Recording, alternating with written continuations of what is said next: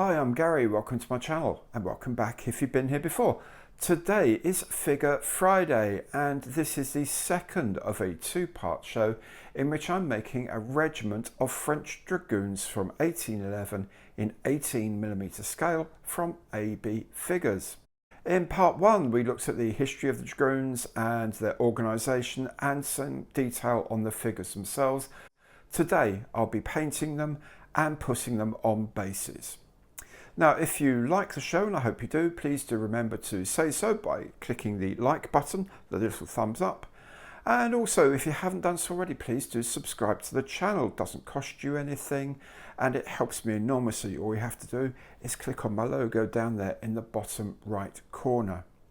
If you want to make a more concrete contribution, you can do so through clicking on Super Thanks down there, or you can do so through Patreon and Buy Me a Coffee. Links to both of those are in the information box below. Enough of all that, let's get on and show you how I painted my regiment of French dragoons. The first thing I like to do is paint a prototype, so one of the figures to completion, so I can figure out the best order in which to paint. It will save some repetition later.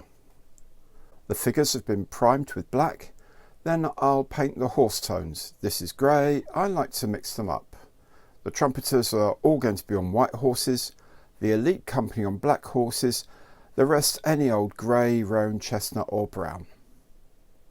When the main coat is dry, I can do the tails and manes.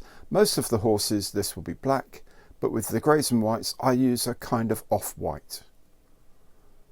I paint white flashes on the face of the horses, making some bigger than others. Then also on some horses I'll add white socks to the legs. Again, mix this up.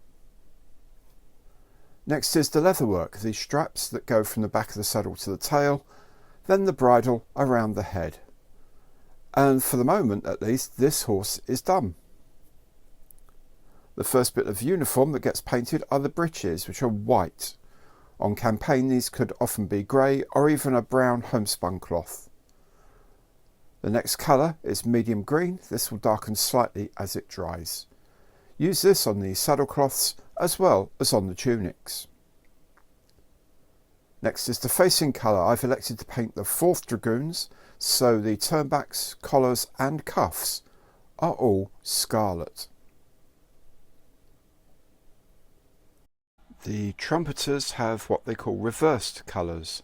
So instead of red details on green, they have green details on red tunics. The horse furniture needs some white edging. This is the saddle cloth, saddle bag and the sabre tash which is in front of the legs. Also in white are the cross belts and the sword straps. After that we can turn to the black details. So first paint in the boots, then the scabbards for the swords. I'm also going to add just a little of this leather colour where the saddle can just be seen. Then the fun part starts with some metalwork, and I'm painting gold onto the helmets. I'm also using gold for the trumpets instead of brass, so they shine a little bit more. The troopers get this brown fur band on their helmets. On the officers it's fake leopard skin. Next I paint the flesh colour for the faces and the hands. Now for the hands you could use white in place of the hands and the cuffs to make them look like gauntlets. Simply touch up the black on the peak of the helmet to give it some definition, and on the horsehair plume as well. And some of these plumes are really quite dynamically modelled. Then for that fake leopard skin I use a sandy base, then tiny white spots and black spots, and from a distance it looks fine. The cords on the bearskins of the elite troopers need to be picked out in white. Then more metalwork, and I'm painting the swords in steel. This colour goes on really well and has a lovely shine to it. I'll also use the steel to pick out the stirrups and the metalwork on the bridle.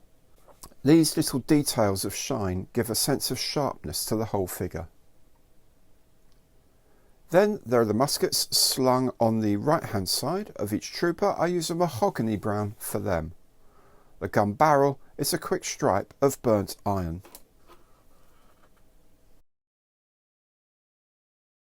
Next is some brass for the top and bottom of the scabbards. Don't mind that looking a little bit more dark and worn. Also the sword handles and the metalwork on the muskets, including barrel bands.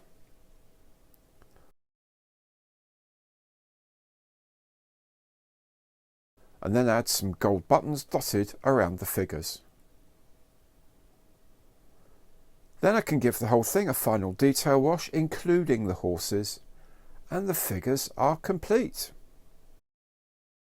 All we have to do then is base them. I've cut 8 bases, each of 25 by 30 millimeters, one for each 3-figure company, and I'm using 2-part epoxy to glue them on. Once they've set, I can add the texture to the base. This is a pre-mixed earth texture. You can choose your colour depending on where your games normally take place. Mine are normally in Iberia, so it's this warm ochre texture. And when the texture's dried, you can add tufts of grass and bits of rock even if you like, and the regiment of dragoons is ready for battle. Now, I don't actually play the French, but even I have to admit they look pretty smart, led by the eagle that was touched by the hand of Napoleon himself. There we are then, a regiment of French dragoons. Don't they look fine?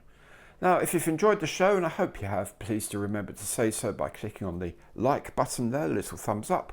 And if you haven't done so already, please do subscribe to the channel. You do that by clicking the logo in the bottom right corner. It doesn't cost you anything, it helps me enormously. In any case, thank you so much for watching, and I hope to see you next time.